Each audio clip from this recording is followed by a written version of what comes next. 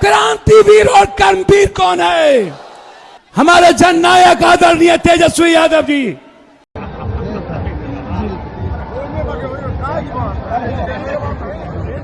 बिहार की एक उम्मीद तेजस्वी जी। नमस्कार, मिहिर गौतम ऑफिशियल में आपका स्वागत है और बात आज निर्दलीय सांसद पप्पू यादव की। बिहार की राजनीति में उनका अलग कद है और वो लगातार सुर्खियों में रहते हैं। उन्होंने एक सोशल मीडिया पर पोस्ट डाला है जिसमें उन्होंने लिखा है कि 2 राजनेता और 2 अफसर उनकी मौत का षड्यंत्र रच रहे हैं। ये बहुत बड़ा आरोप है जो पप्पू यादव ने लगाया है। खैर, पप्पू यादव ने इसमें और बहुत कुछ लिखा है, जो ये पोस्ट किया उसमें वो भी आपको बताते हैं। पप्पू यादव ने लिखा है कि उनकी Y+ श्रेणी की जो सुरक्षा उन्हें दी गई थी पिछले महीने, वो उसे हटा लिया गया है। क्यों हटाया गया है इस बारे में हमें कोई जानकारी नहीं है और वाकई ये ऐसा हुआ है, ये पप्पू यादव ही बता रहे हैं, तो उनके थ्रू हमें जानकारी मिली है। जो सोशल मीडिया पोस्ट उन्होंने किया है इसमें उन्होंने बहुत कुछ लिखा है और क्या क्या लिखा है वो भी आपको हम बताते हैं। पप्पू यादव ने सोशल मीडिया पोस्ट में क्या क्या लिखा है शुरू से आखिर तक पहले आपको ये बताते हैं और फिर आगे बात करेंगे। पप्पू यादव इस सोशल मीडिया पोस्ट में लिखते हैं, 1 महीने पहले हमें Y+ सुरक्षा दी गई, 1 ही महीने में हटा ली गई। यह साजिश JDU के बिकाऊ कार्यकारी अध्यक्ष संजय झा कर रहे हैं। सम्राट चौधरी को मुख्यमंत्री बनवाने के लिए अपनी पार्टी को बेच दिया है। नीतीश जी के बेटे निशांत जी की सियासी संभावना का सौदा कर सम्राट के लिए सत्ता की सीढ़ी बन रहा है। उसे पता है कि मैं भाजपाई को किसी भी कीमत पर बिहार का मुख्यमंत्री नहीं बनने दूंगा, तो मेरी जान का सौदा कर रहा है। मेरे रहते सीमांचल, कोसी और मिथिला में बीजेपी का बेड़ा गर्क हो जाएगा। इसलिए 2 बड़ा पॉलिटिशियन और 2 बड़ा अफसर मिलकर मेरी मौत का षड्यंत्र रच रहा है। तो आपने देखा पप्पू यादव ने क्या लिखा है, 2 बड़े पॉलिटिशियन और 2 अफसर पप्पू यादव ने लिखा है जो उनकी मौत का षड्यंत्र रच रहे हैं। अब ये कौन लोग हैं इसके बारे में पप्पू यादव लिखते तो अच्छा होता, पता चल जाता किस पर उनका शक है, जांच हो जाती, नाम सामने आ जाता।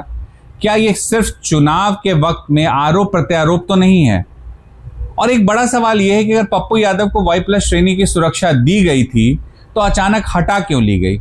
1 महीने में ऐसा क्या बदल गया जिसको लेकर के पप्पू यादव को दी गई सुरक्षा हटा ली गई, जो पप्पू यादव लिख रहे हैं कि हटाई गई है? दरअसल पिछले 1-1.5 महीने में देखें तो पप्पू यादव लगातार सुर्खियों में रहे हैं, अलग अलग वजहों से रहे हैं।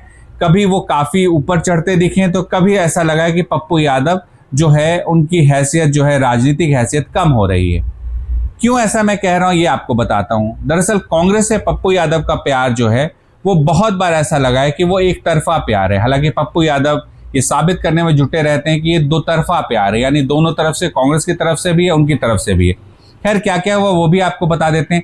बिहार बंद का आह्वान किया था, जो महागठबंधन के दल हैं उसमें, उसके लिए मंच था, राहुल गांधी और तमाम नेता उस पर मौजूद थे, उस पर पप्पू यादव को नहीं जाने दिया गया।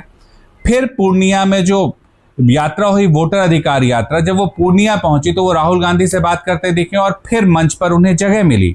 उन्होंने वहां से राहुल गांधी के पक्ष में बहुत कुछ कहा, तेजस्वी यादव के पक्ष में बहुत कुछ कहा। ऐसा लगा पप्पू यादव का कद फिर से बढ़ गया है और वो अब महागठबंधन में एक्सेप्टेड फेस हो गए हैं। इसके बाद पटना में जो वोटर अधिकार यात्रा है उसकी समाप्ति पर एक रैली आयोजित की गई। तमाम नेता थे जो महागठबंधन में शामिल दल हैं, उनके तमाम नेता थे। पप्पू यादव को वहां मंच पर जगह नहीं मिली। पप्पू यादव साउंड वाले के पास बैठे रहे, सर पकड़े हुए पूरे समय बैठे रहे और फिर वहां से चले गए। फिर लगा पप्पू यादव की हैसियत कम हो रही है। फिर अचानक से बिहार कांग्रेस के बड़े नेता तमाम दिल्ली में पहुंचे एक बैठक के लिए, उस बैठक में पप्पू यादव नजर आ गए। फिर उसके बाद पटना में बैठक हुई, उस बैठक में पप्पू यादव नजर आए।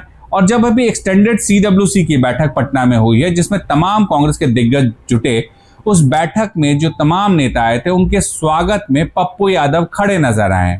यानी फिर एक बार लग रहा है कि कांग्रेस ने पप्पू यादव को पूरी तरह से स्वीकार कर लिया है।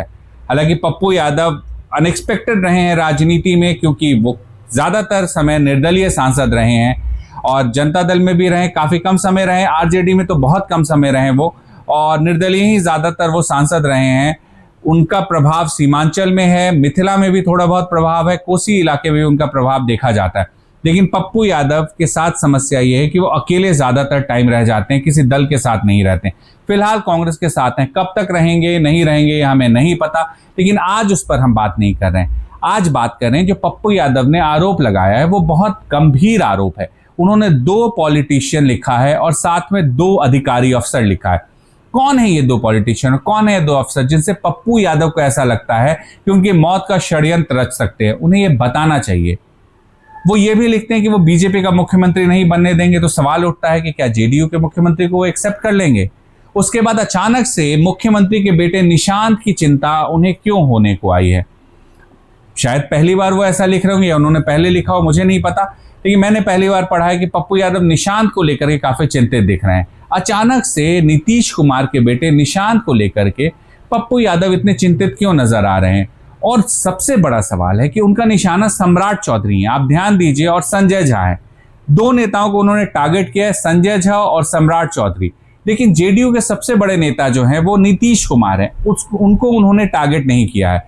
और बीजेपी में बिहार में जो है सम्राट चौधरी डिप्टी सीएम नहीं है, साथ में विजय कुमार सिन्हा भी डिप्टी सीएम है, उनको इन्होंने टारगेट नहीं किया है। यानी टारगेट भी बड़ा सोच समझकर पप्पू यादव ने किया है, काफी कैलकुलेशन के साथ किया होगा और गंभीर आरोप भी लगाए हैं। पप्पू यादव को अच्छा होता कि वो बताते कि वो पॉलिटिशियन कौन है, हम फिर कह रहे हैं, तो इससे और क्लैरिटी आती है और वो अफसर कौन है। या फिर चुनाव नजदीक है बिहार में, इसको देखते हुए क्या ये सिर्फ एक आरोप है और इस तरह के आरोप चुनाव के वक्त में एक दूसरे पर लगाए जाते रहते हैं? और एक और बात कि Y+ श्रेणी की सुरक्षा अगर दी गई तो फिर से हम दोहरा रहे हैं कि 1 महीने में ऐसा क्या बदल गया कि पप्पू यादव की वो सुरक्षा वापस ले ली गई, जैसा पप्पू यादव दावा कर रहे हैं। तो कुल मिलाकर अभी भी खबरों में बने हुए पप्पू यादव, पहले भी खबरों में थे और चुनाव तक लगातार खबरों में बने रहेंगे, अपने बयानों को लेकर के, अपने सवालों को लेकर के, अपने भाषणों को लेकर के और कांग्रेस के प्रति अपने प्यार को लेकर के। फिलहाल मिहिर गौतम ऑफिशियल में इतना ही। आपको वीडियो कैसा लगा हमें जरूर बताइएगा। आपका फीडबैक हमारे लिए बहुत मायने रखता है। नमस्कार।